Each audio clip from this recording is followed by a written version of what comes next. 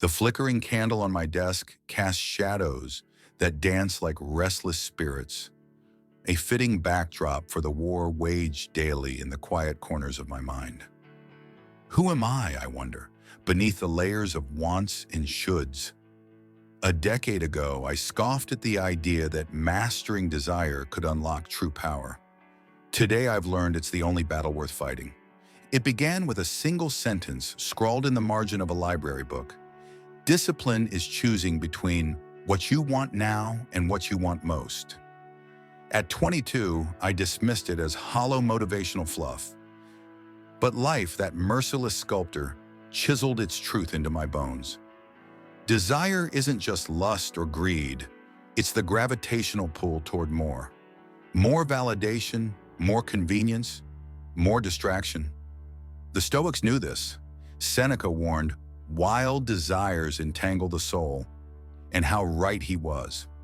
My first real lesson came at 28, when a promotion dangled before me like forbidden fruit. The old me would have worked 80-hour weeks to claim it. Instead, I asked, what will this cost my health, my relationships, my soul? I declined. Colleagues called me a fool, yet in that loss, I tasted a new kind of power, sovereignty. But let's not romanticize the path. There was the night I deleted dating apps for good, only to reinstall them 3 hours later.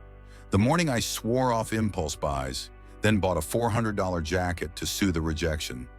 Each failure carved a truth deeper. We don't conquer desire by denying it. We outgrow it by finding better gods to serve. The Buddhists have a term, tanha, the thirst that can never be quenched. I felt it, scrolling endlessly, buying needlessly, craving blindly.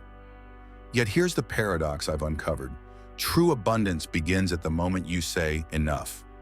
When I stopped chasing dopamine hits through Amazon carts and empty flings, space opened for painting, for stillness, for conversations that didn't end at 2 a.m. with a pounding headache. Marcus Aurelius wrote, "You have power over your mind, not outside events." Modern life tests this daily. Algorithms feed our basest cravings. Influencers sell dissatisfaction as ambition. But here's what they miss. Every no to trivial wants is a yes to monumental becoming. I once envied a friend, luxury cars, penthouse views, designer everything. Then I saw him pop Xanax like candy before investor meetings. Another acquaintance, a teacher with frayed sweaters and a 1998 Corolla, hosts poetry nights where laughter echoes till dawn. Their lives taught me, wealth isn't what you accumulate, but what you no longer need to escape from. The pivotal moment came during a silent retreat. No phones, no books, no distractions, just 72 hours with my restless mind. By hour 40, I nearly bolted. By hour 60, clarity struck. We've confused stimulation for living. The retreat's guru later told me, modern humans are starving kings, surrounded by feasts, yet malnourished in soul. Now I measure progress in small rebellions. Letting a text go unanswered while I finish a chapter, walking past a bakery without buying comfort croissants, sitting with loneliness instead of swiping it away. These aren't deprivations, they're declarations.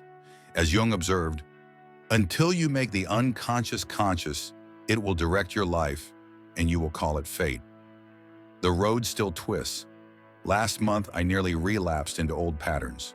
Workaholism masked as hustle. But now I recognize the signs. Clenched jaw, shortened breath. The itch to prove rather than be. I paused, walked, breathed. This is the dance. 2 steps forward, 1 step back, but always circling closer to center. The Bhagavad Gita says it best. For him who has conquered the mind is the best of friends. But for one who has failed, the mind remains the greatest enemy. Freedom isn't the absence of desire. It's the space between impulse and action. In that sacred pause, we're no longer animals reacting, but architects building. And perhaps that's the greatest triumph, trading the gilded cage of more for the boundless sky of enough.